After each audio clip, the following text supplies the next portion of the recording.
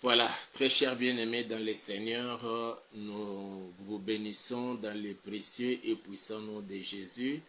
Et à Jésus, nous disons merci pour cette occasion qu'il nous donne encore aujourd'hui de nous retrouver devant sa présence dans le cadre de nos programmes comme nous en avons déjà l'habitude.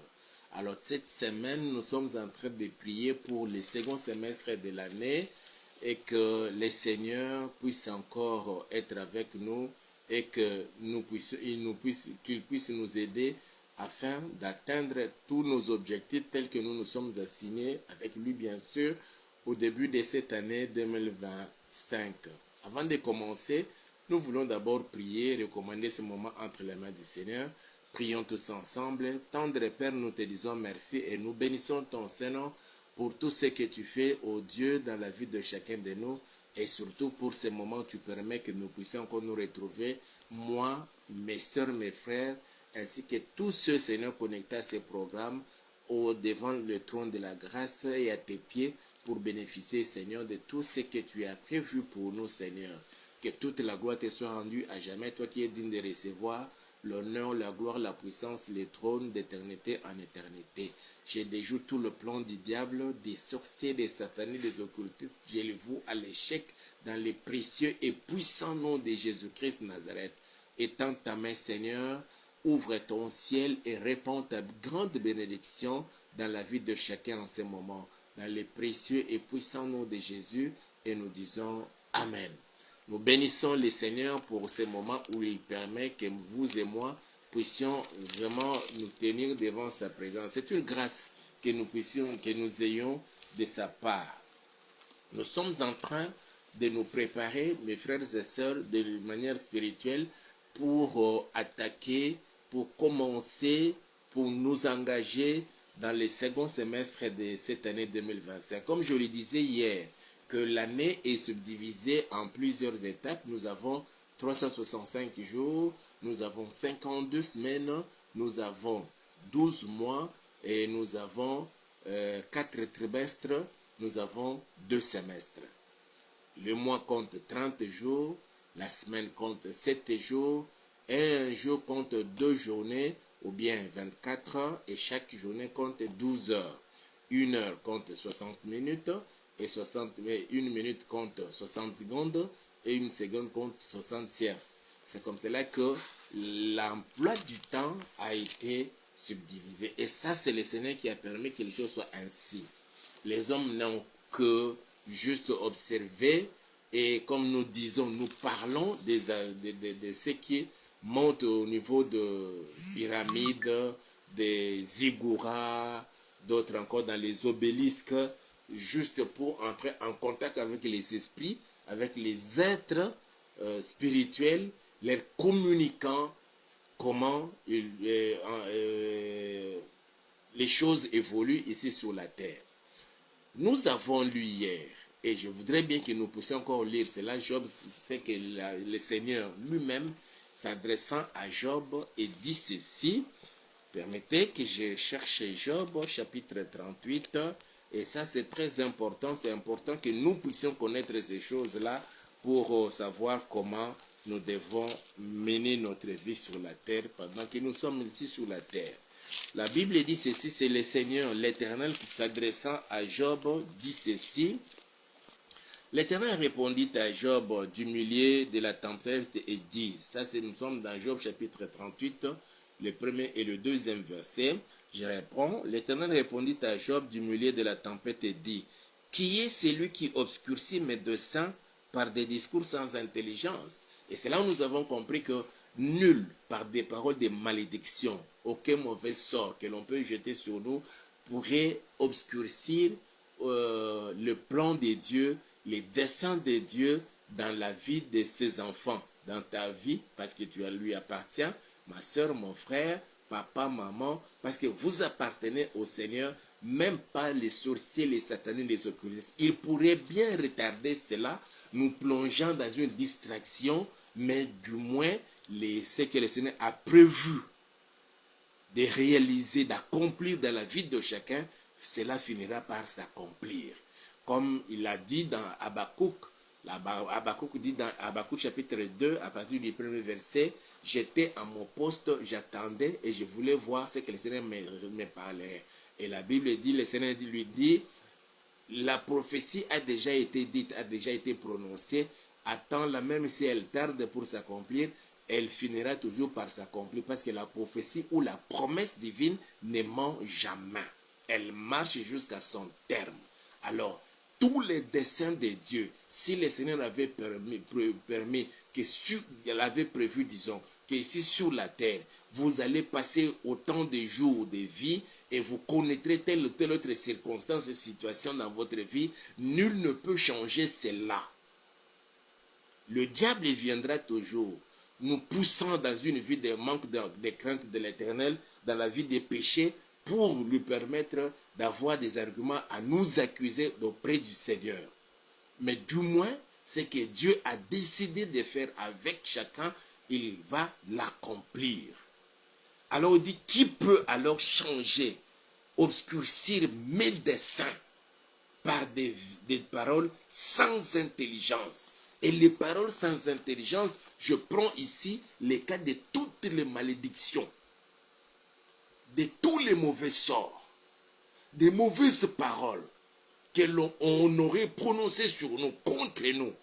Quelqu'un se retrouve dans une maison d'un féticheur. Quelqu'un est allé consulter un marabout. Et il a dit que je veux que vous puissiez lui infliger une certaine maladie ou une quelconque maladie, qu'il souffre toute sa vie, jusqu'à la mort. Mais si je suis enfant de Dieu, il peut arriver que cette maladie m'atteint. Mais le Seigneur, par sa miséricorde, par sa grandeur, il finira toujours par me guérir et me permettre de réaliser ou de vivre ce que lui a prévu pour moi, ses plans. Parce que tel que vous êtes là, tel que tu es là, tel que nous sommes là, tel que je suis là, nous devons nous dire que mes destinées sont dans la main du Seigneur, dans la main de l'Éternel, pas dans la main de quelqu'un d'autre. Même s'il y a certaines personnes qui nous disent ouvertement comme ça, que vous tous vous êtes là, dans la paume de ma main. Non, ce n'est pas dans cette paume-là que ta vie se retrouve. Ta vie est entre les mains du Seigneur. Jésus-Christ de Nazareth, je précise, entre les mains du Seigneur, Jésus-Christ de Nazareth, parce qu'il y en a plusieurs seigneurs. Mais c'est lui que je vous présente ici, c'est le Seigneur Jésus-Christ de Nazareth. C'est lui qui a accepté de prendre la place de chacun de nous, de mourir à la croix, et que sa mort était une rançon pour nos péchés, pour qu'aujourd'hui nous soyons totalement délivrés des griffes, que nous soyons totalement délivrés des liens, nous sommes totalement délivrés des chaînes de Satan. Alors, nul ne peut, par des discours sans intelligence, obscurcir les desseins de l'Éternel. Les discours sans intelligence, c'est là où je parle des malédictions, des mauvais sorts, tout ce que l'on peut faire par quelqu'un, sorcier soit-il, occultiste, sataniste, féticheur, marabout. Je parlais de ceux au jour de solstice, parce que nous avons dit que dans les 4 trimestres là, il y a dans certains pays, comme les pays dans l'hémisphère nord, là il y a 4 saisons. Donc dans chaque trimestre, une saison, chaque trimestre, une saison, chaque trimestre, une saison. Nous avons, parmi les saisons, nous avons l'automne, le printemps, l'été et l'hiver. Comme nous sommes là, nous sommes pendant l'été. Et pendant l'été comme pendant l'hiver, il y a un événement qui se produit, ça c'est naturel, c'est le Seigneur qui a permis, on appelle ça solstice.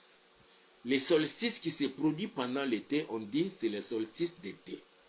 Et c'est les solstices qui se produisent pendant l'hiver, on dit les solstices d'hiver. Les deux événements se produisent pour les solstices d'été, c'est au mois de juin, souvent entre 20, 21, 22 juin. Comme cette année, c'était le samedi le 21 juin. Et les solstices d'hiver, souvent, c'est entre le 20, le 21, le 22 décembre. Mais c'est beaucoup plus le 21, que ce soit le 21 juin, le 21 ou le 21 décembre. Je ne dis pas que c'était toujours le 21, mais souvent. Alors, pendant cette période des solstices, j'ai dit que solstice, ça vient de deux termes latins, sol qui veut dire soleil, et soter, ça veut dire s'arrêter. Alors, quand on tient solstice, c'est quelque chose comme le soleil s'est arrêté. Et c'est exactement comme à l'époque de Josué, quand Josué combattait contre Amalek, il dit que le soleil s'arrête alors. Contre Gabaon, bien sûr, que le soleil s'est arrêté. Jusqu'à ce qu'il ait exterminé ses ennemis. Et puis après, le soleil a repris son cours normal. Alors, pendant les solstices d'été, le soleil s'arrête et la journée est la plus longue. Cela ne veut pas dire que la journée compte maintenant plus de 12 heures et la nuit moins de 12 heures. Non, non. C'est-à-dire que les jours, c'est toujours 24 heures. Mais dans les 24 heures-là, le soleil brille pendant autant d'heures. Donc jusqu'à 20h, 21h, il fait toujours très, comme si c'était en plein midi. Ceux qui vivent dans l'hémisphère nord, ils savent ce que nous sommes en train de partager là. Et pour ce qui est des solstices d'hiver, au mois de décembre, pendant les solstices d'hiver, là c'est la nuit. Le soleil n'apparaît même pas. Donc c'est presque toute la journée, on est dans la nuit. Mais eux-mêmes, ils savent que maintenant là, nous sommes 12 heures. Nous sommes 13 heures. Mais un nouveau qui vient d'arriver, il verra que donc, il est 7 heures, le soleil n'apparaît pas. Il est 10 heures, il est 11 heures, il est 12 heures, 13 heures, 14 heures, le soleil n'apparaît pas. Donc la nuit, la vie devient la plus longue. Et c'est pendant ce moment-là que les satanistes, les occultistes et tous les grands templiers profitent pour faire des orgies, des incantations, ils font des histoires appelant les ténèbres sur la terre et ils cherchent à recevoir une quelconque puissance, un pouvoir de la part de Lucifer, Satan, pour dominer sur la terre. Ils ont la facilité de lire l'avenir déjà à partir des étoiles, à partir du soleil et de la lune. Ils en ont le pouvoir. Et c'est comme cela que mes frères et sœurs, quand nous lisons dans Luc là-bas, on nous parle de Matthieu, on nous parle de 3 mages. C'était des gens de cette catégorie qui avaient la facilité, le pouvoir de lire des messages puissants, des messages prophétiques à partir des études. On parle en termes, bien sûr, des études des étoiles et ainsi de suite. Et quand ils ont vu, pour ce qui est des mages vient la magie, quand ils ont vu l'étoile de Jésus, ils ont su déceler facilement le message que mettait bien sûr la lumière émise par l'étoile de Jésus, qu'un roi vient de naître. Ils savaient que l'enfant qui venait de naître, c'est un roi. C'est comme cela qu'ils se sont déplacés de là où ils étaient, suivant l'étoile, jusqu'à arriver à Jérusalem. Et à Jérusalem, l'étoile a disparu. Ils se sont renseignés jusqu'à se retrouver auprès du roi qui était en place au pouvoir à cette période-là, c'était Hérode, pour chercher où était né l'enfant, le roi. Après, ils sont allés et ils ont découvert là où Jésus était né, ils l'ont adoré. Pourquoi sont-ils venus jusqu'à adorer Jésus? Parce qu'ils ont saisi le message à partir des étoiles. Ils sont montés au sommet des pyramides, des montagnes, des ziggourats. Et là-bas, ils ont cherché à déceler le message émis par, bien sûr, la lumière de l'étoile de Jésus. Mes frères et sœurs, ces gens-là, les satanistes, il y a des satanistes de haut niveau. Ils comprennent facilement C'est pourquoi on a ce langage-là de dire, toi tu as une grande étoile, tu as une bonne étoile. Quand on parle de l'étoile, c'est-à-dire un bon avenir de ce que le Seigneur avait préparé pour toi. Comme une sœur qui a raconté une histoire, il dit qu'il a rencontré un groupe de gens, on lui a dit qu'en tout cas tu serais vraiment une bonne candidate ministrable. Alors, pour devenir ministre dans 2-3 ans, on veut l'amener jusqu'à qu'il puisse adhérer dans leur secte diabolique, satanique, démoniaque.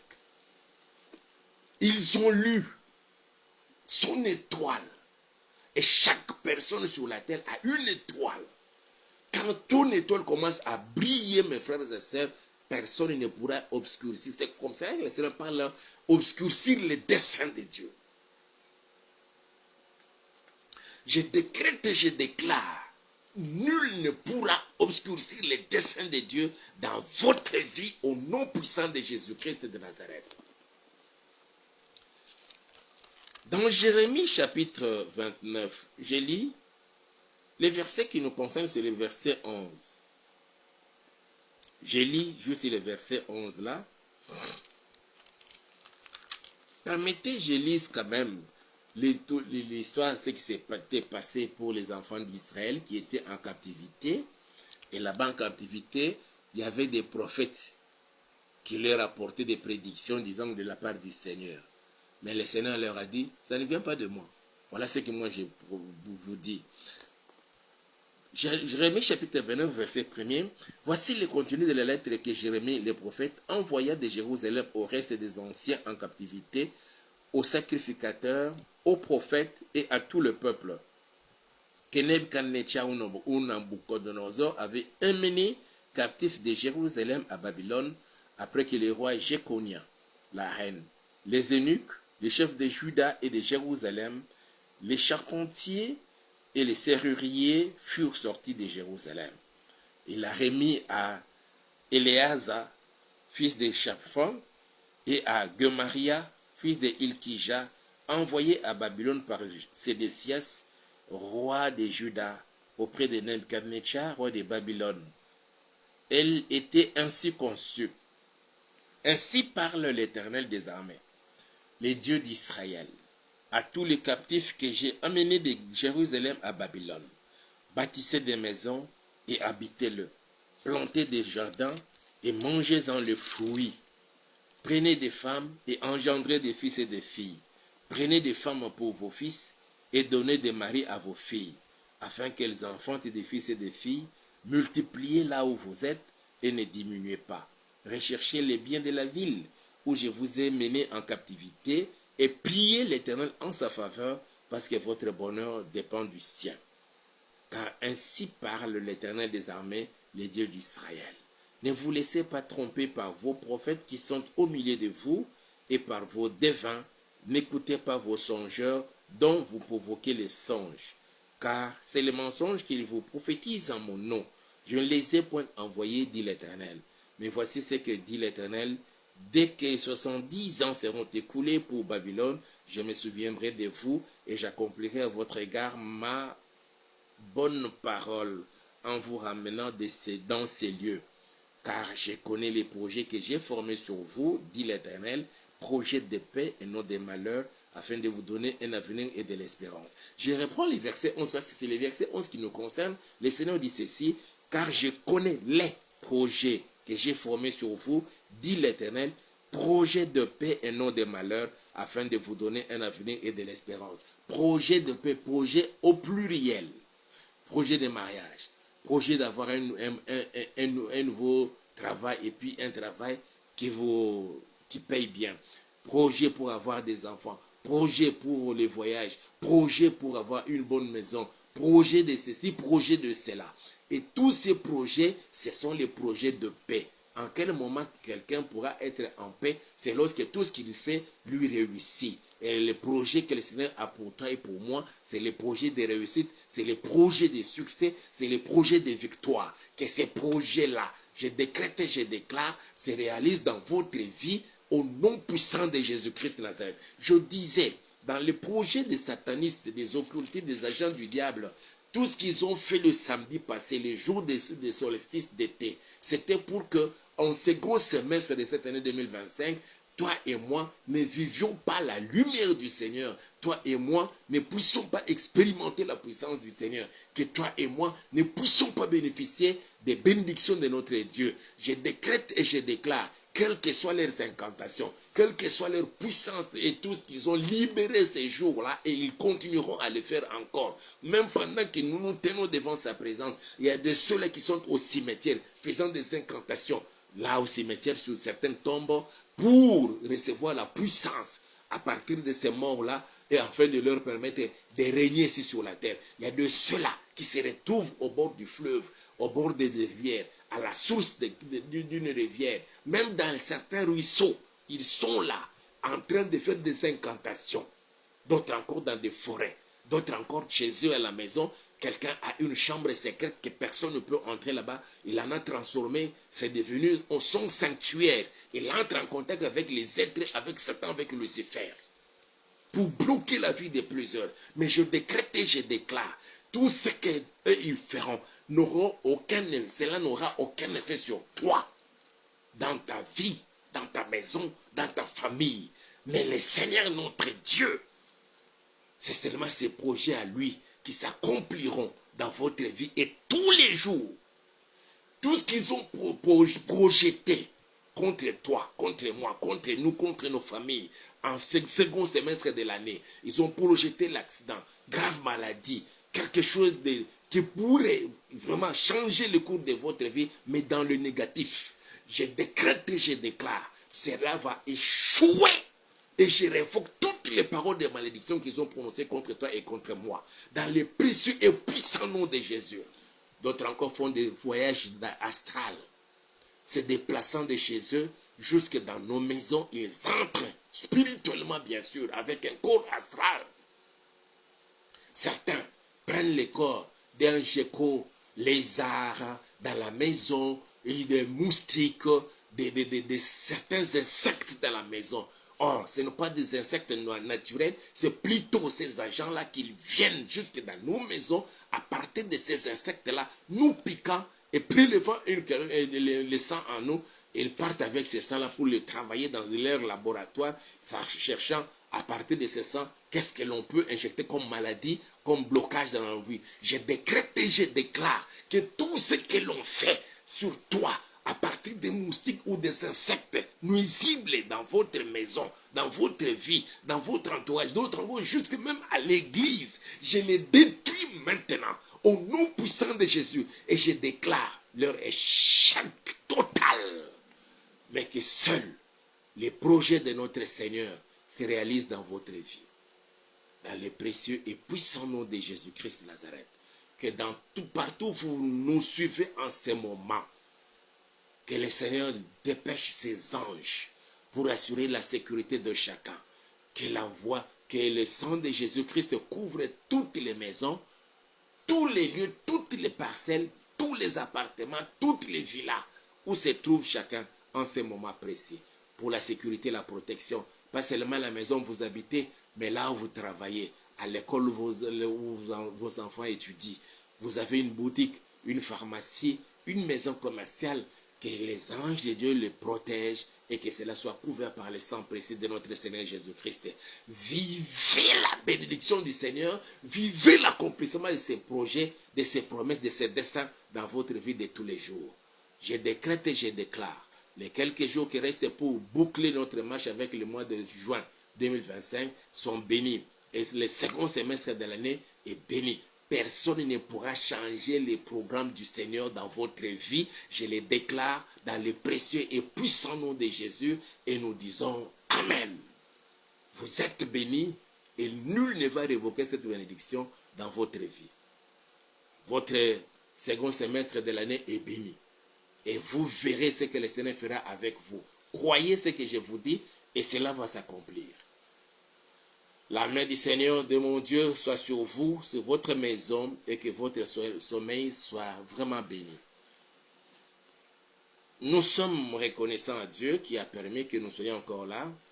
Le Seigneur vous met à cœur de nous soutenir. En tout cas, n'hésitez pas de les faire. Nous sommes en train de chercher un endroit. Nous avons trouvé un endroit. On nous demande de 1 800 $, mais nous manquons l'argent. C'est pourquoi nous vous sollicitons. En tout cas, vous nous suivez et que vous nous appréciez, vous acceptez, vous êtes bénis par nos interventions juste ici dans les réseaux sociaux. Mais le Seigneur nous appelle d'aller encore plus loin, de trouver un endroit pour commencer l'œuvre du ministère, implanter l'Église afin que plusieurs bénéficient de cette grâce. Mais vous êtes le canal que le Seigneur veut utiliser pour que nous puissions obtenir cet endroit-là. Avec 1800 $, nous avons déjà un endroit, on paye la garantie locative et puis on commence les activités après avoir bien sûr bien aménagé l'endroit. Il faut le rendre aussi propre.